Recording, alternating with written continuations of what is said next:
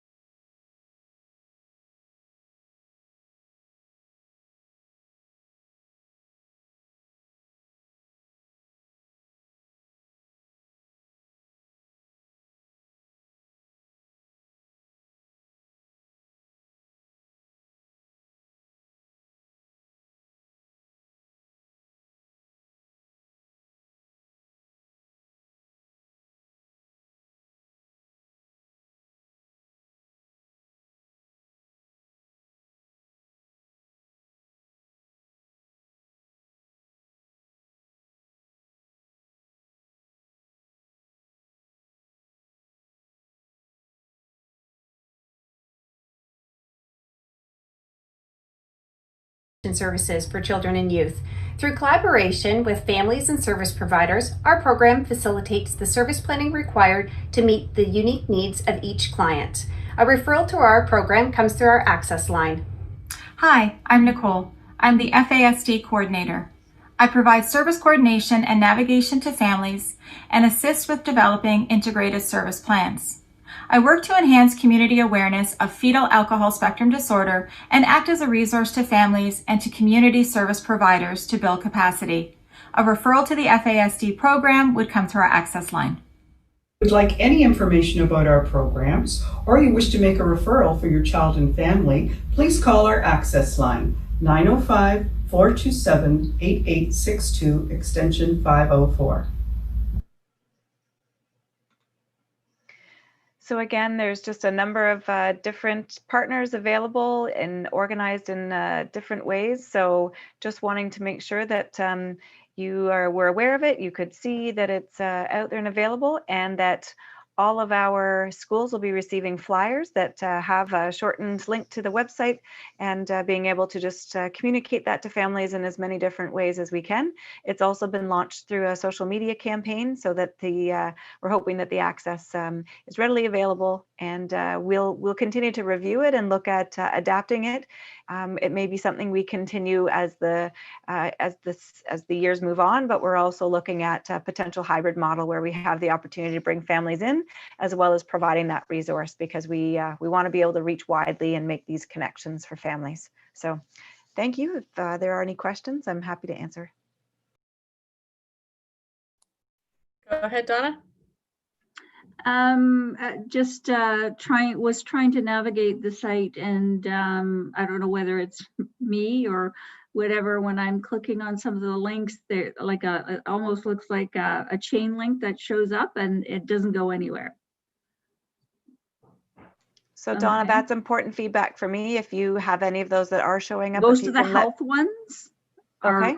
Most of the health ones, I get that, most of them. Okay. So it's just, anyways, I'm not sure why. And I'm doing it on my iPad, if that makes any difference. It may, but I absolutely will take that back, Donna, and may double check those links and make sure they're working. It's only been launched this past week, so if we don't want families to be discouraged or frustrated. So thank you for that information. We'll go back and have a look. Okay, and then the second thing, that video you just showed, that was the responsibility of the agency that put it together? Yeah, so anything that is in terms of content has been shared by the agency for us just to be able to post in as a resource, but also we have the link to their actual website, encouraging families to have something to sort of familiarize themselves, but then link to their actual website that has all of the other many resources available through their own direct contact. So it's just meant to give samples like the things they would have shared at the live event. Not all of our organizations prepared videos. Some of them did have videos that were already available for other purposes and sharing. And then there were some like resources that developed one to be able to make that initial contact with families. They didn't have that video before, and that provided them a great chance for them to put something together. I just noticed, like, by rights, it should have closed captioning already showing up on it, and it doesn't. So like just things like that to make the site more accessible. And then the last thing is, are we considering to put a frequently asked questions section up there for, where do I go, and even having a link in the answer, where do I go, as far as like they might know about Development Services Ontario, but where do I get funding after my child turns 18 or something like that, and putting links on the website so that they have that as well. Great feedback, thanks. Okay, are there any other questions with respect to that?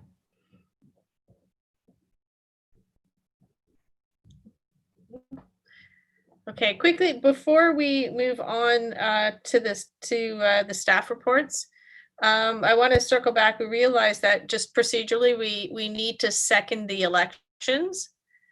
So the nomination was made for both. We need the seconders for the chair and for the vice chair. Anybody want to second Tara's nomination? Darlene? And okay, and anybody want to second Donna's nomination? Craig? Great. All right. then we can, if there's no more questions for the Inclusive Student Services report, we'll move on to the staff reports, which Thank you, starting Sam. with the admin. Thank you so much. So we just have 3 quick updates this evening. So the first was that a link to the director's annual report was shared with SEAC members as part of the agenda package for this evening.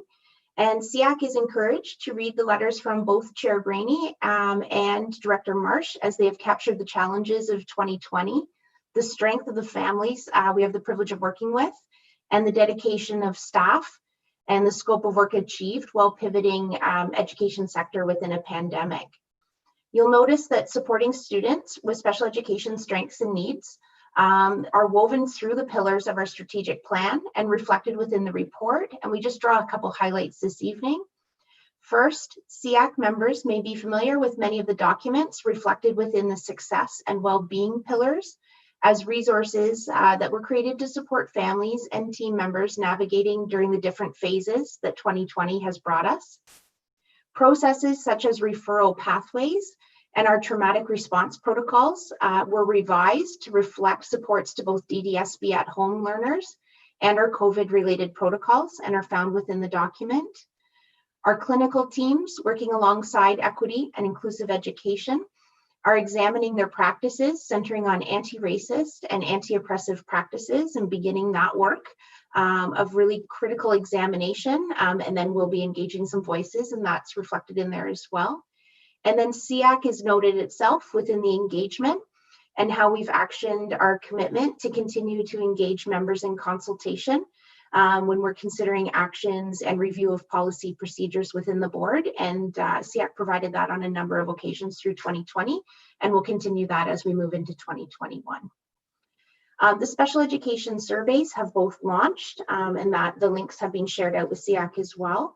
And so there's one for families of students and youth with IEPs. And it's really intended to gather feedback on the learning programs for students both in special education programs and regular class placements. It was initiated to gather feedback on our model implemented for return of school, which kept our special education class teams, the educators, the students and families together as a classroom community across in-person and at-home learning, and just to get some feedback on that. And then we scaled it a bit broader. The framing for the survey is 3 questions. What is working well within your child's learning experience? What is not working well or is a challenge? And what can we do to improve or enhance your child's learning experience?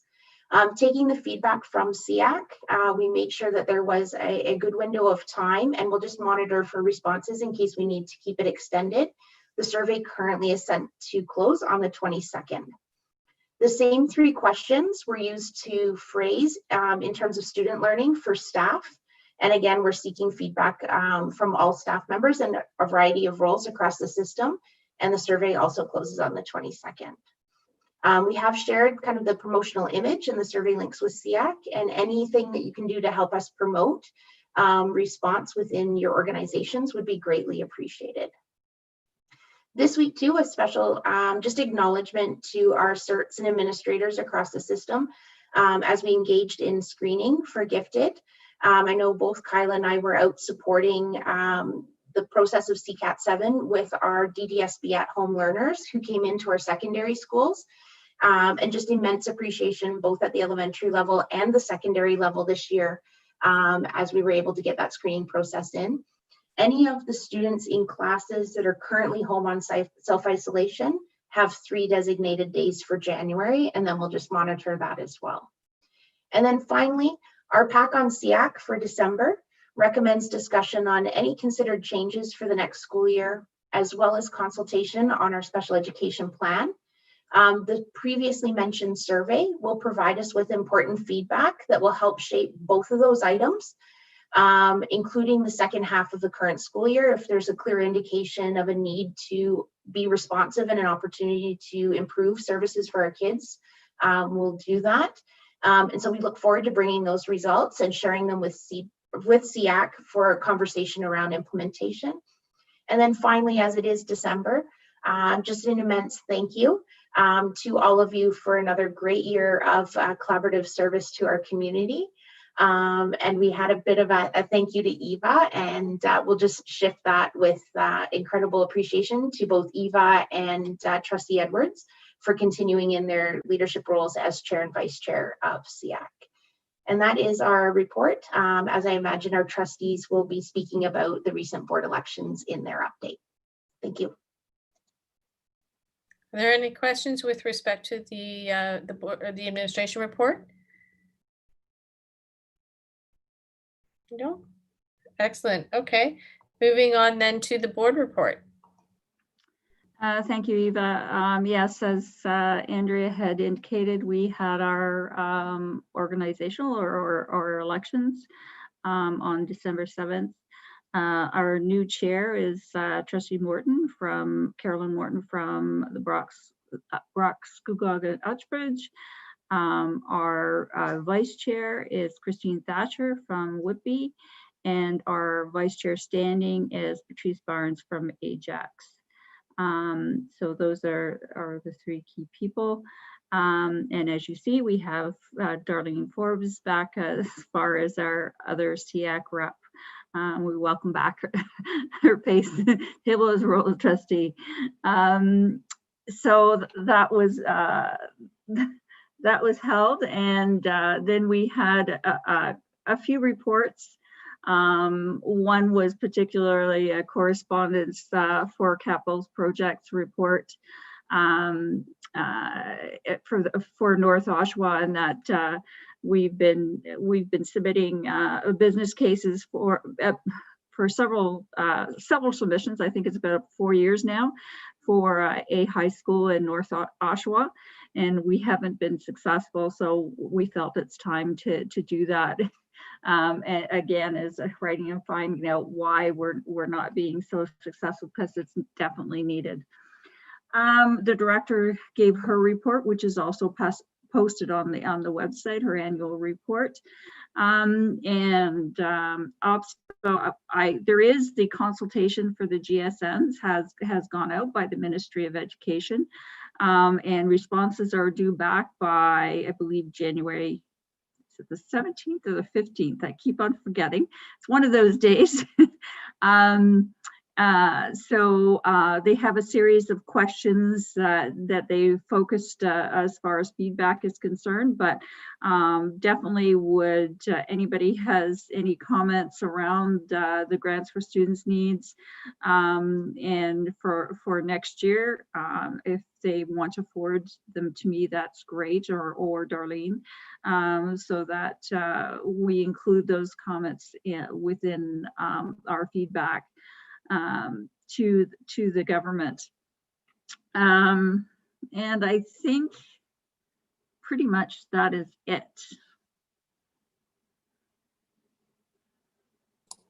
Okay, thank you, Donna. Does anybody have any questions for Donna with respect to the board reports? No, we're just moving right along today. Okay, then moving on, I think the presentation we've already had. Am I correct, Andrea? That's the same presentation? Okay, so we're moving to our open discussion period with respect to the parent/caregiver engagement event planning. And I know Andrea has an update. Yeah. So thank you very much. And thank you to SEAC for supporting.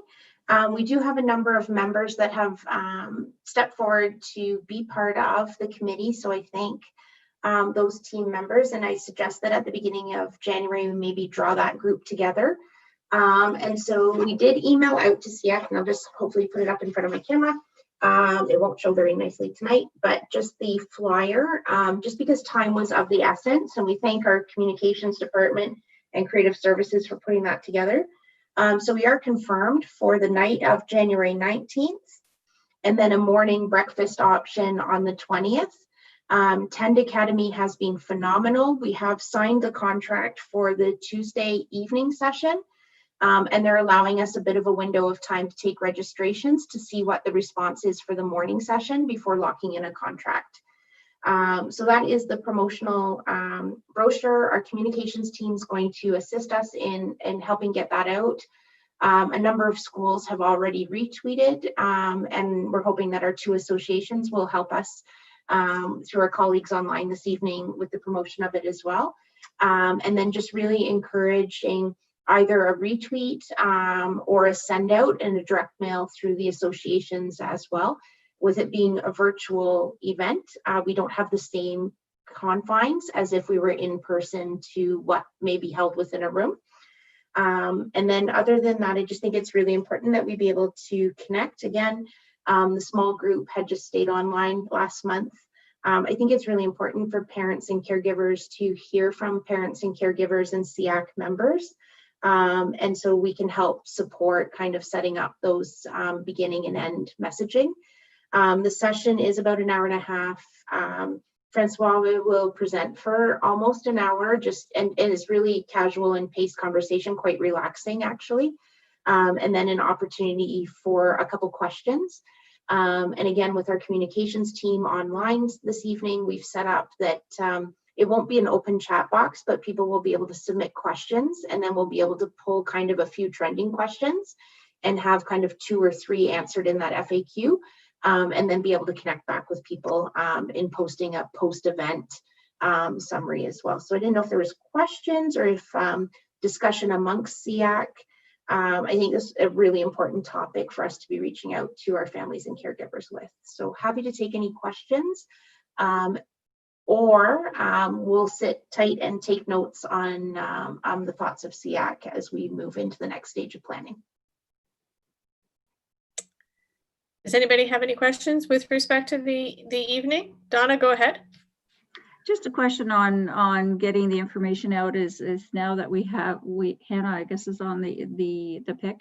Are we going to ensure that it also gets out to the SEC representatives and so that they're aware of it as well for all families? Go ahead, Andrea. So Eva, through you, Diane had connected over with the PIC team, and it's gone out to all of the SEC chairs. Yeah, Right. and sorry there, Eva, can I say? Yeah, go ahead. Yeah, and I received some of the email as part of the PIC through all of that as well. So they received it recently as well. Okay, good. Are there any other questions? Any comments regarding the event moving forward? Go ahead, Tara. Since it's virtual, we don't have any limitations on number of people who can attend. We're okay with that? Go ahead, Andrea. There is an upper cap, but I don't believe we'll hit it. Okay. All right. It's significantly 3 digits, so I think we're okay. Okay, good. For both sessions. Perfect, thanks. We should be good. I know I gave it a heads up at our high school SEC, and many people seem interested in, so I'm going to have our principal circulate it out to the whole SEC as well there. Go ahead, Andrea. One question for the input of SEAC. I know it's always really important to be a really good neighbor, and many of your associations support students in both the public board as well as the Catholic board. And so we had not done a reach out to DDSB to see if they wanted to at least share even with their SEAC team to see if they would like to consider. And so it would be at the will of SEAC if you'd like us to do a reach out or not. Go ahead, Tara. So I think the more the merrier at this point. We are all in the same boat. It has no bearing what board you pay your taxes to at this point. Parents are parents, and we're all tired. We all need support. So as far as I'm concerned, I fully support that. I think where we can collaborate between the 2 boards, it's always good bridge building anyway to be doing. So I think it's a good idea. Okay. Anybody else have anything they want to sort of input into the event that we're putting on? I just want to express my thanks to Andrea for sort of stick handling, organizing, getting in touch with them and getting that organized, because I think it's a fantastic event that's going to happen. So Okay, if there's no more questions or comments with regard to the parent caregiver engagement evening, we are going to move on then to the business arising from the minutes, which is statistics regarding the secondary split of the gifted classes. Yeah, go ahead, Andrea. Sorry, so with apologies, we are going to need to defer that just to January. Our team that supports gifted, so our officer and our facilitator were immersed in CCAT 7 over the last few weeks, particularly around the COVID protocols and just making sure that we had equitable access in terms of accommodations and sites. So with appreciation, we'll just move that to January and then bring it forward at that time. Okay, well, I would just like to add that one thing into it while you're looking into it. I do know that discussion with the VP that sort of started on a different matter with regards to the gifted academic split at PHS anyway. They did not consider gifted in their cohorting decisions or as a spec ed class. So that wasn't even given consideration. So that is something to look into, because I think there might be an issue there when we're looking at split classes and whether or not we're really looking at gifted as the spec ed class that it is supposed to be designated as. Go ahead, Andrea.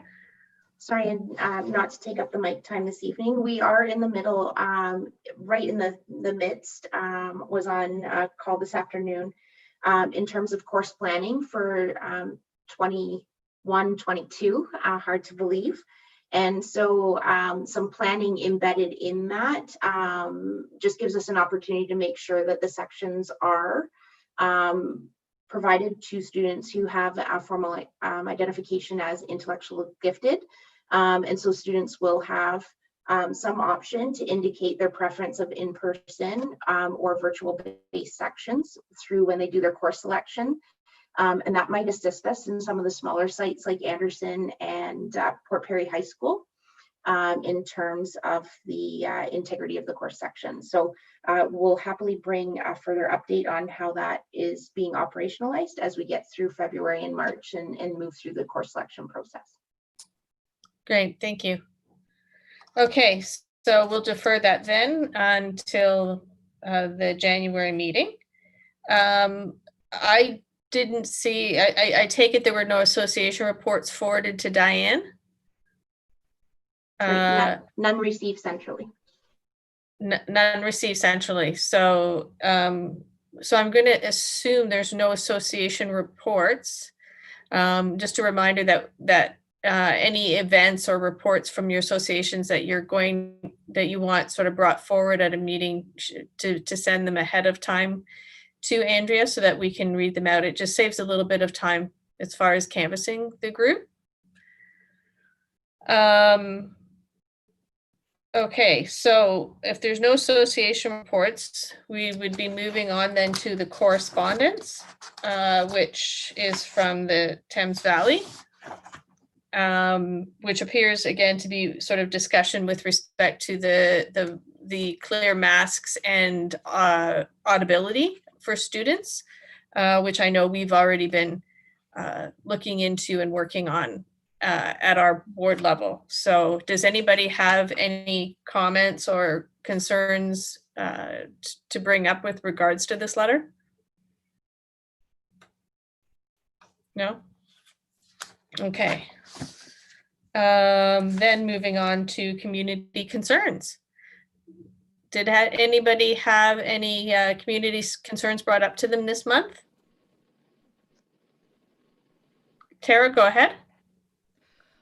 Hi, thanks, Eva. Yeah, just I think with all of the recent developments, especially what we're seeing in the news with the Toronto District School Board and school closings and some of the other things coming through, I'm going to call them, foofras. We're just the worry on the the email that came from Director Marsh saying there's no requirement or no current plans to shut schools down and then start virtual, but take your stuff home just as a precaution. I think some folks are a little bit concerned in terms of how likely is that to happen. And then especially for the students in the small classes, there's a reason that they are in those particular classes. How are we going to plan on supporting those kids if we do have to do that pivot? I think even some of the teachers in some of those classes are a little bit concerned as well, from just some conversations that I've had, around the water cooler. So any thoughts on that would be appreciated. Go ahead, Andrea. So thank you for the question. I think it's front of mind for all of us on screen, whether SEAC members, administrators, or central staff. And so what we've done is, you're correct, Director Marsh has sent a note out. We received a memo from the ministry late yesterday with that cueing of preparedness.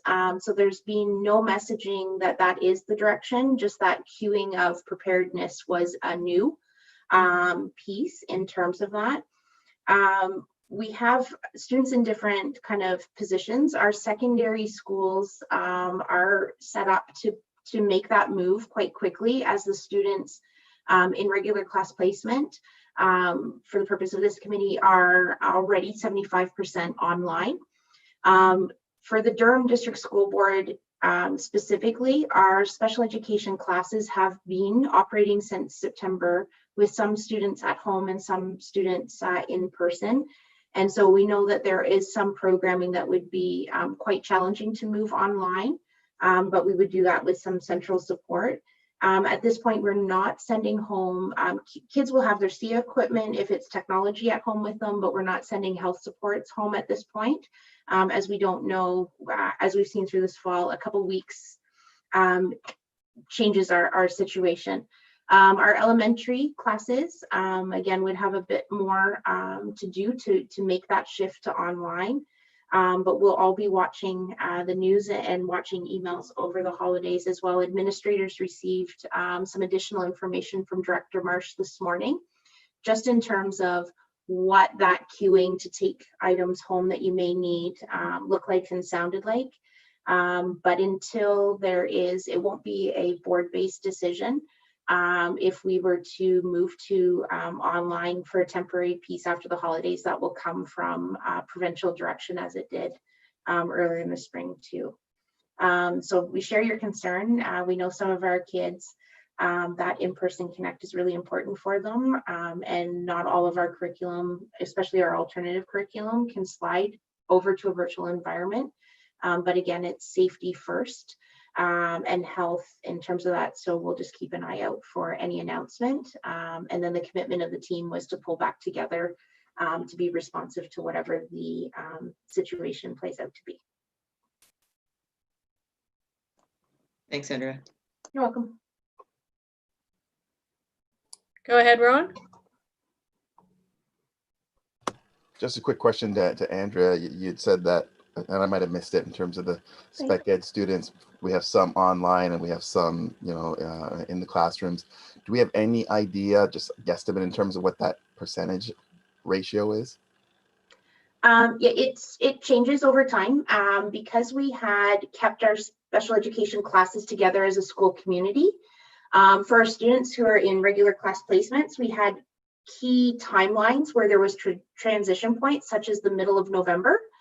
But for our students in special education classes, particularly those, we kept an eye and a heart to our kids in developmental and PLP, knowing that they may have different points that they needed to move back and forth.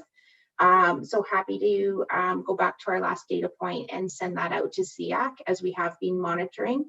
Kyla and Michelle had worked with our IT team to put in a separate attendance code, so that we knew who was kind of where the kids were learning. And so we can do another scan and bring that information back. Thank you. Great. Does anybody, go ahead, Donna. I was just going to say, we also have to keep in mind that there's another transition point in February as well. That will change things as well. We do have a waiting list that people wanted to move online, So we will see, where that takes us. But as Andrea says, is that definitely it is a huge concern, especially for our students with special needs. But unfortunately, we're kind of we're at the whim of I shouldn't say use the word whim, but it's really the Ministry of Education's direction and the health direction when it says whether we close or not. And so that's basically what happens. We just have to listen to the news, because and it's funny because I was actually happened to be at a Sobeys today, and I heard one staff member tell another, said, "Yep, it's official. Durham's going into the gray zone. We're in lockdown on Monday." And I'm kind of going, "Oh, really? I haven't heard that," but it was interesting. So people are talking. I think that part of that is just because there was a discussion, I think, at regional council, or that we're at the cusp, and so. Again, it's really looking at your source and where it's going to come from. We just have to keep stay tuned, and I know that staff and ourselves will make sure that we'll try to inform all the parents as soon as we can possibly can.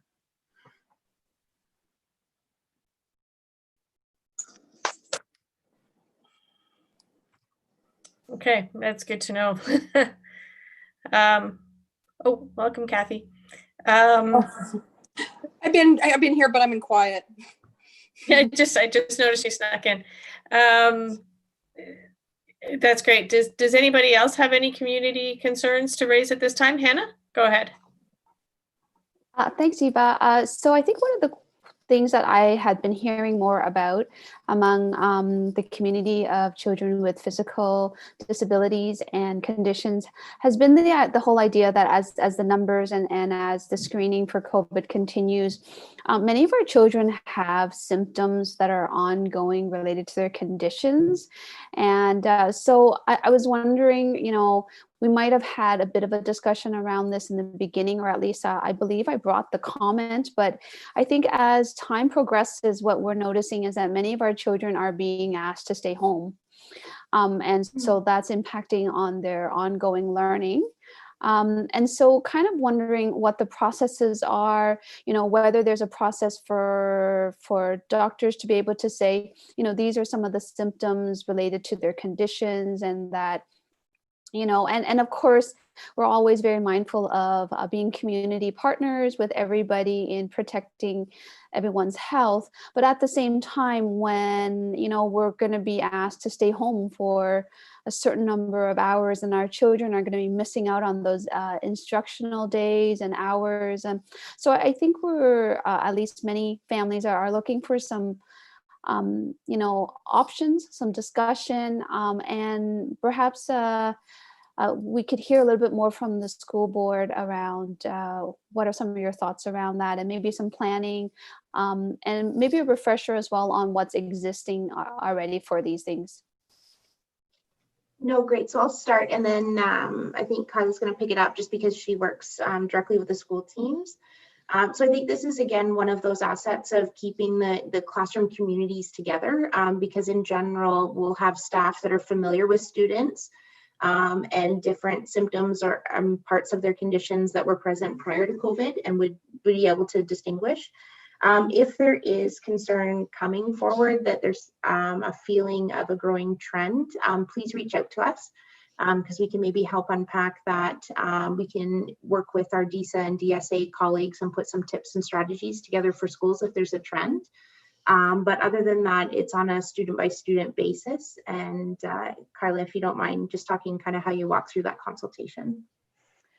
Sure. I think there's so many different levels and factors that are considered as part of those pieces. And, it can be as simple as the mask wearing and whether that's possible or not possible. It can have to do with the site specifics around how large the classroom, how small the classroom could be.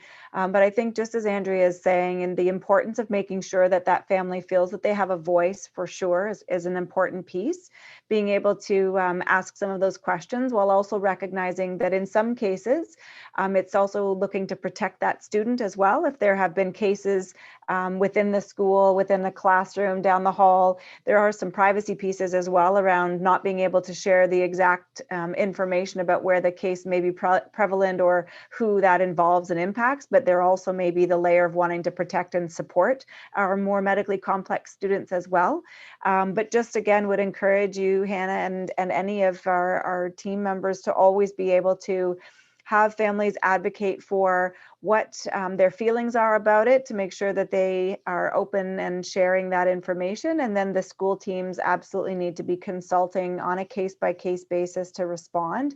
They need to have a more fulsome understanding of what those symptoms may include or not include, and how normal or typical they are for that student. And are there some additional protocols we could add that allow the student to be at school versus feeling that they it would complicate matters or put them at risk by having a need to be able to be more vigilant or diligent around some of those protocols. So again, if any family is feeling that there is not that consideration, always remember Michelle and I are here to support those conversations as well. But we would encourage you very much to be able to have that voice and articulate with the school teams what you're feeling about it, but them also being able to articulate to you the rationale behind the decision that they're making, and ensure that there are programming replacement pieces that are also being developed so that there isn't a significant gap. We have many of our schools who are developing, porch drop is what we're sort of calling them, around tasks and or bins of tasks and tools and things that are available to a student who may need that style of programming as well, particularly if they aren't able to come to school for whatever that reason may be. And that could be a student or family who's making that choice for them to not want to put them in a vulnerable situation, or on the flip side, they are symptomatic. It is appropriate for them to not be in attendance at that time. So just a variety of layers, but always want to encourage the voice piece for sure of the family, and then really working together with the school team. And if for whatever reason that voice isn't feeling heard, to remember that there are layers of people in that support position, the inclusive student services team that's assigned to the school, but then also Michelle and I as the next layer as well. So please don't hesitate to reach out if there's a question, a concern, or a pattern that you're sensing. Absolutely. Okay, great. Thank you guys so much. Yeah, I'll pass on that information.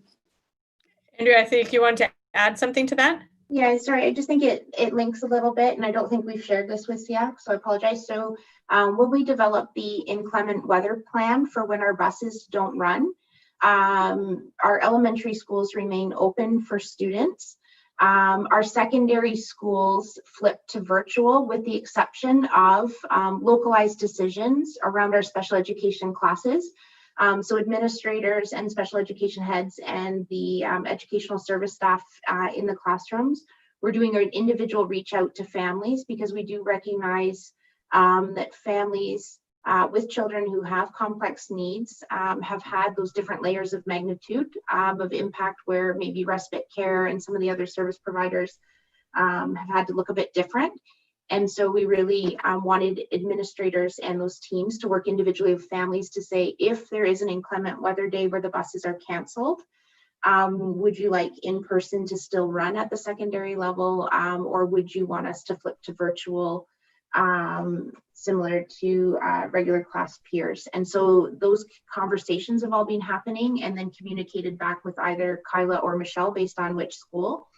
We're trying to be sensitive and keep in our planning just how magnified the impact is for some of our families. So I think it doesn't directly tie, but there is a linkage to your question in terms of supports and impacts for the kids.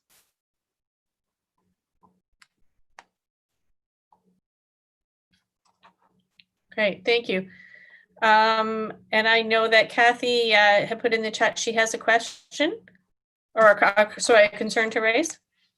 I've had a couple of reach outs, since the beginning about the masks, so I didn't even weigh in because I know it's been a journey and I know we're trying to move a piece forward. And I know that I appreciate that in the board, and I know some parents, while they've been frustrated with the conversation, are happy that each student is getting a voice in what kind of mask the teacher's wearing. So I appreciate that, and there was a lot of positive there. I am getting some parents reaching out about virtual content, and so I wanted to thank Donna for raising the lack of captioning in the video earlier, but also just to mention that there seems to be in the ministry provided materials a lack of AODA compliance.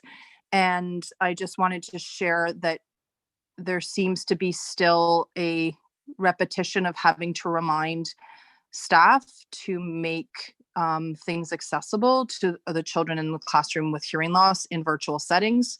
And I know there was a lot of conversations about, oh no, here we go with face-to-face, where teachers won't know the learning curve they're about to embark on and making the videos and so forth accessible.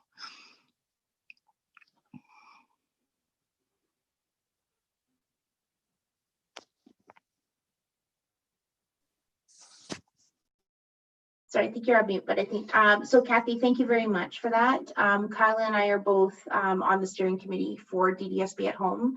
And there'll be lots of learning that transfers over should we be going virtual, but I think a good reminder for that team, as well as us getting that ready in case needed as well. So thank you very much for those comments.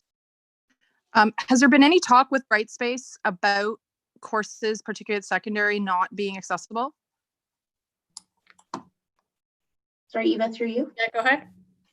We'd have to take that back. So Kyla, if you don't mind taking that back through Tim Ralph, who's Kyla's colleague in innovation, we can check on any recent conversations about that.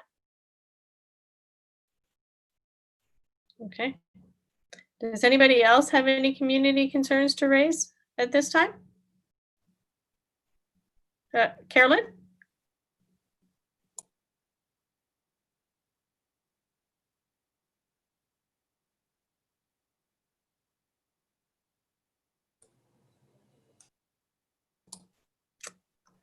Carolyn, you're on mute.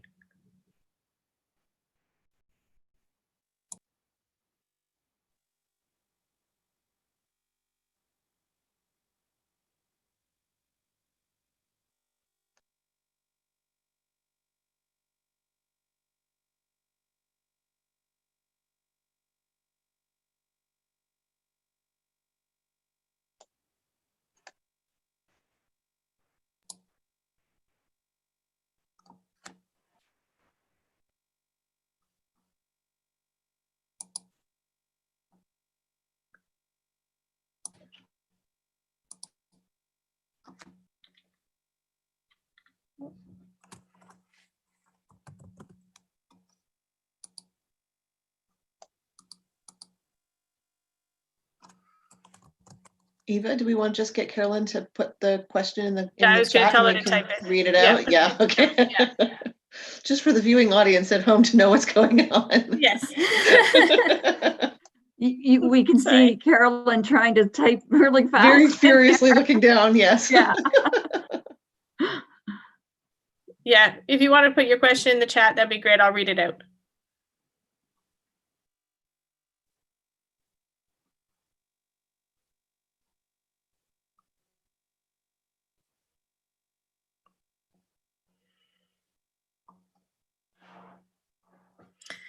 Okay, is there any direct communication with the ministry to ensure accessibility in some e-learning initiatives as they have started to create online learning for elementary?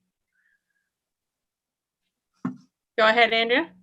I'll start, and then if Trustee Edwards or Trustee Forbes has anything through their channels as well. So we do see a thread within the most recent ministry memos where there's direction around learning, queuing such as the TVO courses and things like that, that there is always mention in subsequent paragraph about ensuring that boards are ready to serve the accommodation needs of their learners.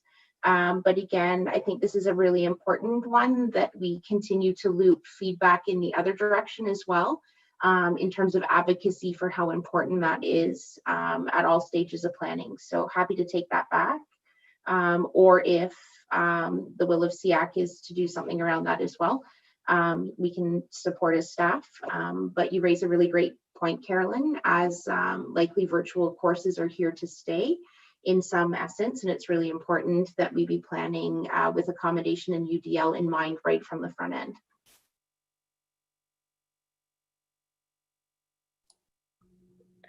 Excellent. Did that answer that, Carolyn? Yeah, okay. Does anybody else have anything to raise at this time, Donna?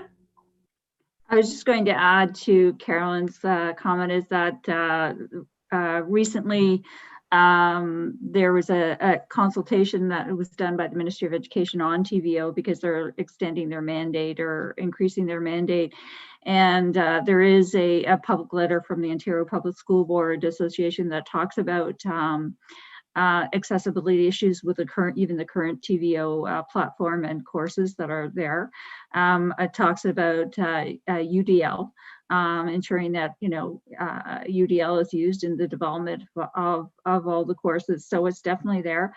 Honestly, I would say that it wouldn't hurt that if this is a concern that we are currently seeing, it wouldn't hurt from SEAC to write a letter to the ministry saying that, listen, like this has been going on and it's going to be, online learning is here to stay in some form or fashion, that this is a real issue, and it wouldn't hurt us sending it in, because I know that also from the K-12 SDC, some of the recommendations are ensuring that everything is UDL as well as AO compliant.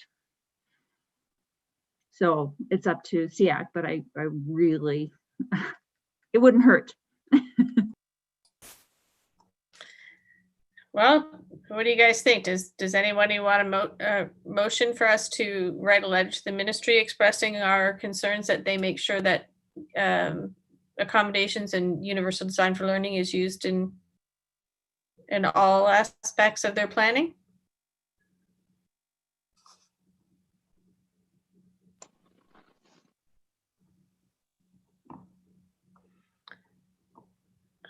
Yes, I agree with writing a letter. The ministry is ramping it up very quickly, so we should express our concerns very soon. That's from Carolyn. So Carolyn, do you want to form that into a motion?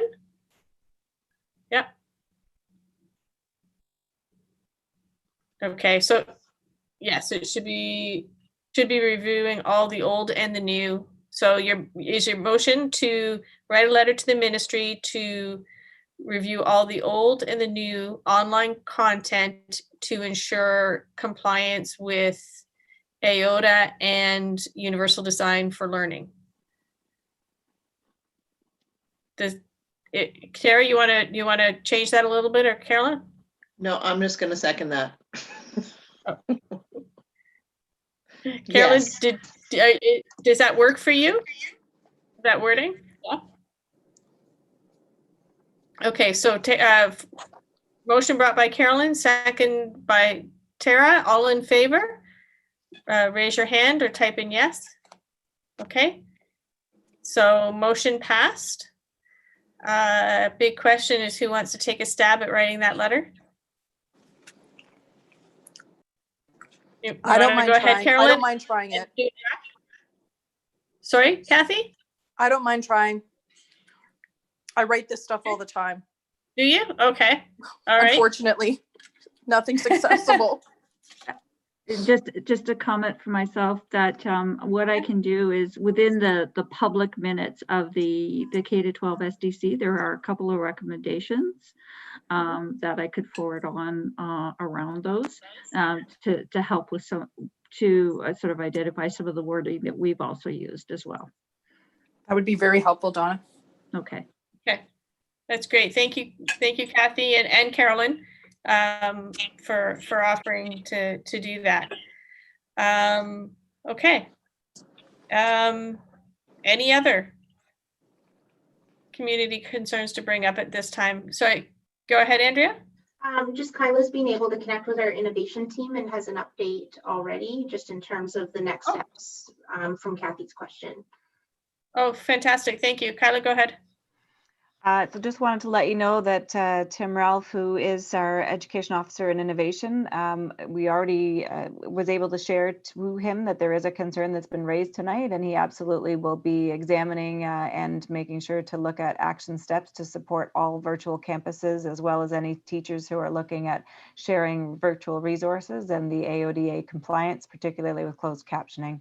So information like that, if you can send it to us outside of SEAC meeting, we certainly can action it.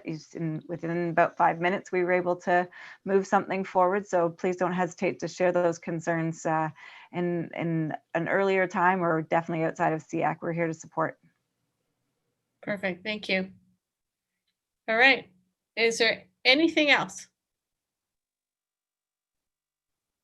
No? Those are some great topics brought up tonight. Thank you, everybody. Moving on then to celebrations and successes. Does anybody have anything? Donna, go ahead. Well, I have to say I'm quite impressed with my daughter, and it isn't my own doing, because I'm totally not capable of doing this. Anyway, she still has social outings with a retired EA board who's been phenomenal. Who they have chat sessions. They go out for lunch, or they pick up lunch these days, and they go back to her place, and she started to teach her how to knit, and it wasn't being successful with needles, so she found the loom. And so she taught her how to knit, and she's been doing hats, which she's got several that they're going to be taking to the local hospital for the preemies. But she's also this is her second scarf, so I have to show it. I had to go grab it because she hides it. But anyways, this is a scarf that she's knitting. And it's going to be a present for an individual. But anyways, she's knit one for her cousin already, but this is the second one. I'm not this talented. This is just amazing as far as I'm concerned. So anyway, so I'm quite proud of her. She's learning new things as far as that's concerned, and she's quite enjoying it. And so that's my success. So all our kids can still learn to things, even if we don't think it. It just takes somebody who has the patience and the to try different things and different methods and different ways. That's fantastic. That's awesome. Tell her she's done a great job. I'm a knitter and a crocheter, so I'm impressed. Does anybody? Oh, go ahead, Darlene. I'm just going to share that my daughter just got her G2 license. So she's fresh off the minted G2 driver. That brings both fear and pride at the same time, because my oldest just got her G2 as well, and she apparently wants to drive from Guelph tomorrow on the 401. My car. A little scared. So go ahead, Tara. I have to bring an Adam story because I know Andrea loves the Adam stories. So we had, just to back up like 2 seconds, we had our IEP, our PRC review, and I brought both of my speech paths, both the one that through Grandview now and our private speech that we've had for years with that, and some of the suggestions that they brought forward. Our spec ed department head and the CERT and the teachers were so happy for that information, because everything that they provided was super helpful for the whole class. But one of the big things with Adam is he talks really fast. So, and because of Down syndrome, and they have a tendency to have a very large tongue, and it's really hard. Enunciation is a challenge with him, just short. They got him to slow down. And Ms. Yazzo sent me an email saying, I started getting him to speak more slowly, and it's amazing. Now he's talking all the time, and we're getting like interactive stuff. And just tonight at dinner, Adam offered up some very I'm going to say random things about school. Normally I say, how was school? He's like, oh, it was good. Well, what'd you do? Nothing. Today he told me he had math. They did baking today. They went to gym and he wants to do gymnastics next time. And that was so amazing just to sort of see how one little thing like that. And now that the teachers have been implementing it, it's just now like for him. So it's been awesome. Like I was floored when it happened, but it was just amazing to just see. So I'm like, I had to share that one. That's awesome. It's fantastic. Yeah, Rowan, go ahead. It's actually just a question, Tara, because that sounds phenomenal. Did they like? How did they do it? Like, is this something that all teachers have tried without success? Is it? I think it was just most people. He wasn't. Normally, Adam would speak in single word sentences. He'd just say the noun. Milk. Oh, you need more milk. Okay, and off you go. And Donna, I don't know if you had the same thing all with Victoria growing up, but it was. Everybody just does things for Adam. And, it's like he was treated like a living doll all through elementary school because he was about a foot shorter than everybody else. So everybody wanted to do everything for him, which is fantastic that they loved him, but kind of doing him a disservice in the long run because the independent skills weren't growing because, oh, let me just go get that for you versus no, now they're forcing him to do that. So we made a very specific points because, new school and that, so he made great strides with his spec ed teacher in elementary, but now we're transitioned into high school. So now we just thought this would be a really good opportunity for it. And I think for Ms. Yasso and Mr. Rain, this might've been their first student with Down syndrome and specifics and stuff. And our speech paths were phenomenal with just some of their advice and stuff. And so it was great. So they've had a really, really good, really good run with it. So, and it's just translated for him. So all of a sudden it was just that immediate gratification that all of a sudden he was being understood more. So now all of a sudden he's like, oh, ding, ding, light went on. And so now he's doing it at home as well. And I've been forcing him to speak more slowly as well, and then forcing that conversation as well. So it was a ding, ding moment for me too, which was fantastic. So it's been all around great for him. Yeah. That's awesome. That is so good. Go ahead, Donna. Yeah, I was going to say with to Tara is that it's very common. It's interesting if your child doesn't have any behaviors and children with Down syndrome tend to be cute and people tend to do things for them, or they have this perception that they'll use the one word, and if they get what they want, then they don't have to do anything else, right? And so it takes that patience and that time, and it's all around ableism, right?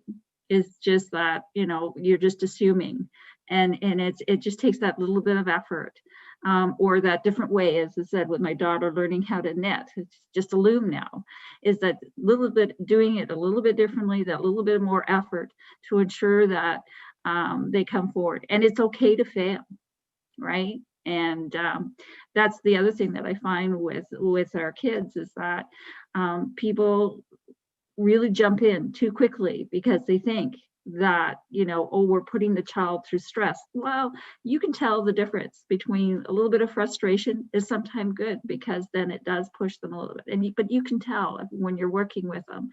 And my daughter still talks too fast sometimes, and I always tell her just to slow down and say all her sounds.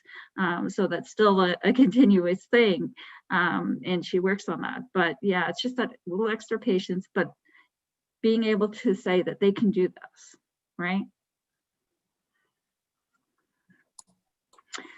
That's fantastic. Just so you know, tonight for sure I'll be having all my comforters because my furnace is broken. Oh no. I'm going to use that scarf before it gets out. Feel free to stop by for a heater. We have a couple ceramic ones. Oh, not fun. Does anybody have anything else to add?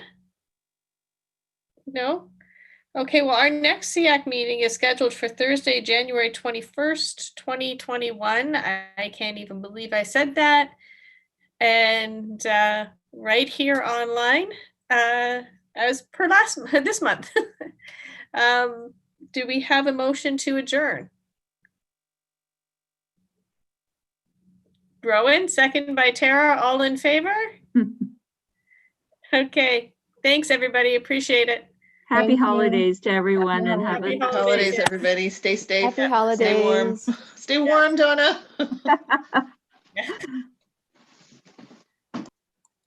Yeah.